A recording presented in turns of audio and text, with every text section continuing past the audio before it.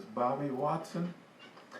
I'm a bass player, and I'm the bass player for the band called Rufus featuring Chaka Khan. And in 1974 I became the bass player and did all the recording and touring with the guys from 74 all the way until present day, which is, there's been no Rufus band touring for a few years now. Only Shaka's been out playing, so.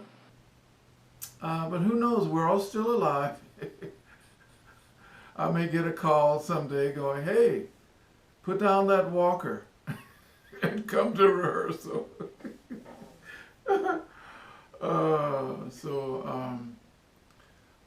The main reason I wanted to make this little video is to just talk about basses, bass guitars, and also manufacturers of instruments and basses. I wanted to tell everybody kind of a little story about adversity. During my career, I've been turned down many times by a lot of companies for endorsements. Seemed like nobody wanted me to play their bass. Fender, Yamaha, all the big American companies. I'll put up a list so you can see the people who I asked personally, and they said, no, thank you.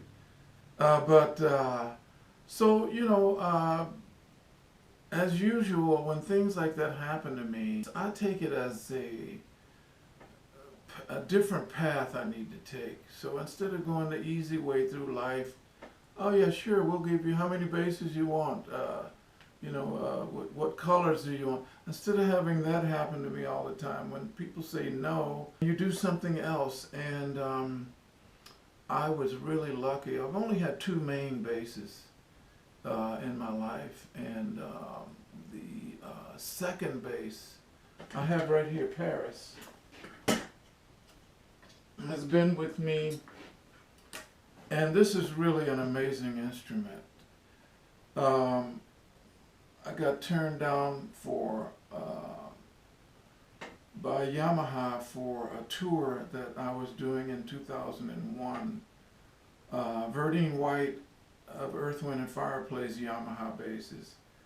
And so I thought it would be a good idea if Bobby Watson, who was in Rufus and Shaka, dual billed.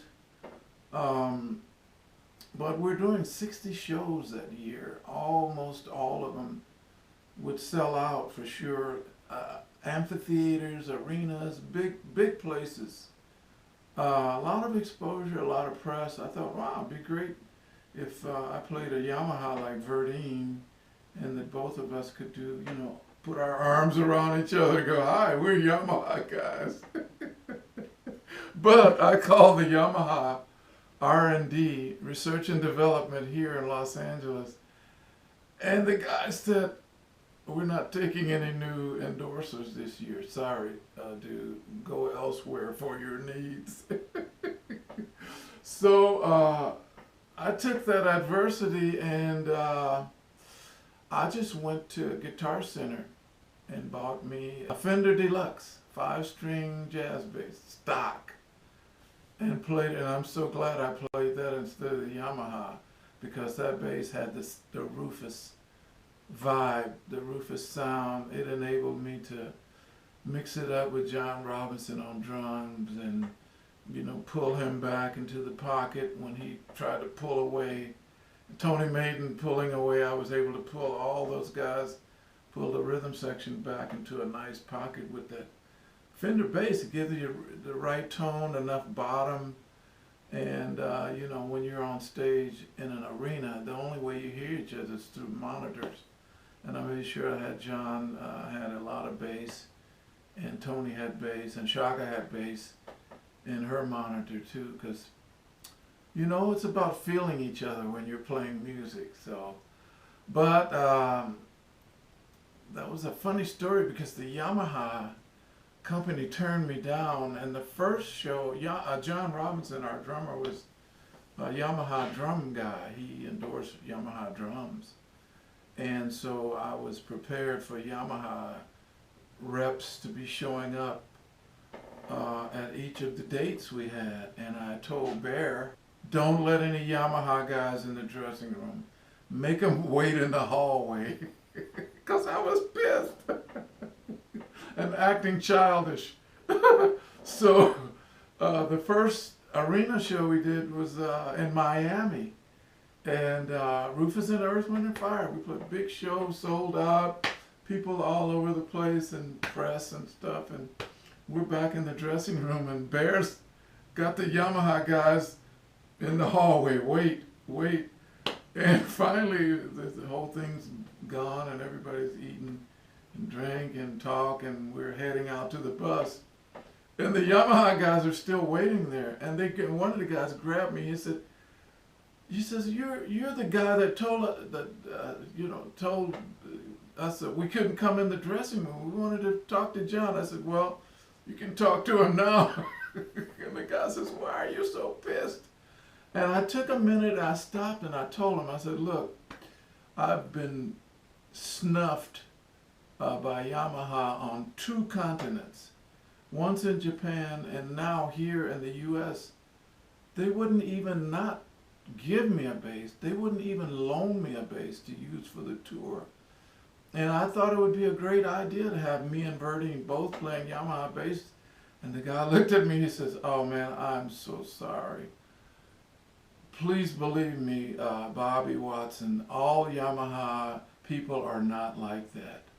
Those guys, I don't know who you talk to, I don't know, what position they hold, but all of us are not like that. Some of us are, cool people." And I was, "Yeah, okay, man, glad to meet you." And I left.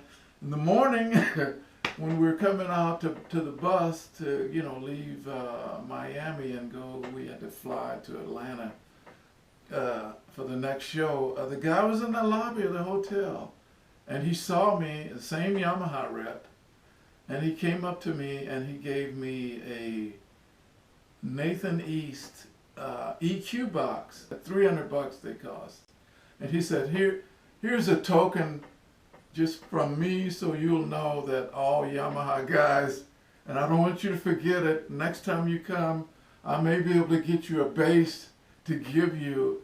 And I forgot that guy's name, but he was really cool and really, trying to bridge a gap and get me back to liking, not the company, but at least some of the reps that worked there. And it worked.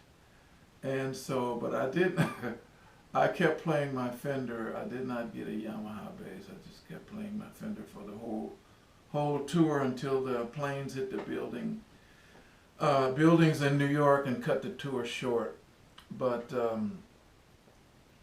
I just thought I'd share that story with you guys. And I did end up buying Yamaha basses and using them because there were a couple of models. The pictures will pop up of the models that I did use and play, and I loved them. They were great.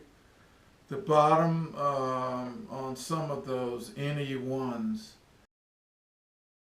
they were a little muddy because the pickup placement, you can't see here, I don't have one to show you, but the pickups were way back and they were close together near the bridge.